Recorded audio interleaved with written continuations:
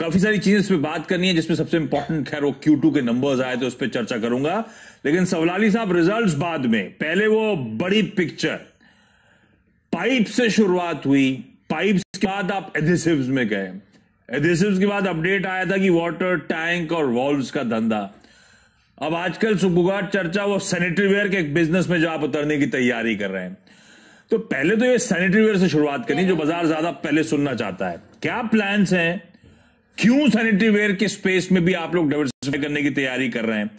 Market size कैसा है, initial investment कितना होगा और कितना रेवेन्यू एक्सपेक्ट कर रहे हैं? कुछ initial back of the envelope calculations हुए होंगे। तो thank you Ashish ji for inviting this show. तो पहले सैनिटरी वेयर की आपने बात की है तो मैं आपको उसी से ही शुरुआत कर रहा हूँ। हाँ। सैनिटरी वेयर में फर्स्ट ऑफ ऑल आने के पीछे का लॉजिक क्या है? अगर आप देखोगे एस्ट्रल की हिस्ट्री खोल के तो हम लोग हमेशा 2-3 चीजें हमेशा ध्यान रखते हैं जब कोई भी नए वर्टिकल में कि कोई नए बिजनेस में आते हैं। सबसे पहला तो हमारा ब्रांड एस्ट्रल लिवरेज होना चाहिए। सेकेंड चीज, हमारा जो इतना बड़ा हजारों की संख्या में जो डीलर और डिस्ट्रीब्यूटर का जो नेटवर्क है उसको लिवरेज करना होता है।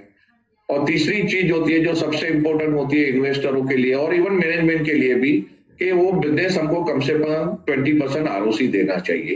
ये बड़े 3 पैरामीटर मैंने बताया, उसके अलावा भी काफी सारी चीजें हम लोग देखते हैं, पर ये बड़े बड़े बिगर पॉइंट, ये 3 चीजों को हम ध्यान में रख के एक एक चीज को एंटर करते हैं। जैसे पाइप में आए तो उसके बाद एडेसिव में भी हमारा नेटवर्क और ये सब कॉमन था, ब्रांड लिवरेज हो रही थी, रिटर्न रेशियो भी काफी अच्छे थे। आप देखिए तो हमने शुरुआत की थी 200-250 करोड़ से एडेसिव में, अभी हम लोग ये साल में करीबन 1000 करोड़ पे पहुंच रहे हैं। सिमिलरली प्लास्टिक स्टोरेज टैंक में भी देखोगे तो हमारे 80 से 85% डीलर डिस्ट्रीब्यूटर जो है वो ऑलरेडी प्लास्टिक की टैंक किसी और ब्रांड की बेच रहे हैं।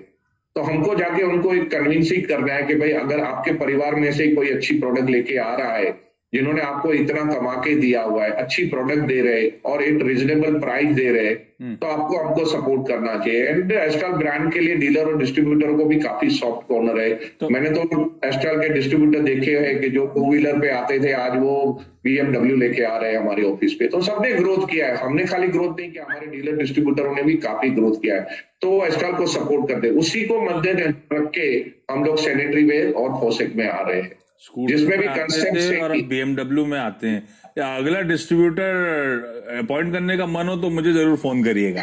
अच्छा, अगला क्या, ये सैनिटरी वेयर मतलब प्योरली वो सिरेमिक्स में उतरेंगे या ये वहीं तक रिस्ट्रिक्टेड है या इसके ब्रॉडर कनोटेशंस हैं, इसमें इंक्लूडेड है वो फॉसेट्स वगैरह भी? नहीं, फॉसेट भी इंक्लूडेड है, सैनिटरी वेयर भी है, दोनों है।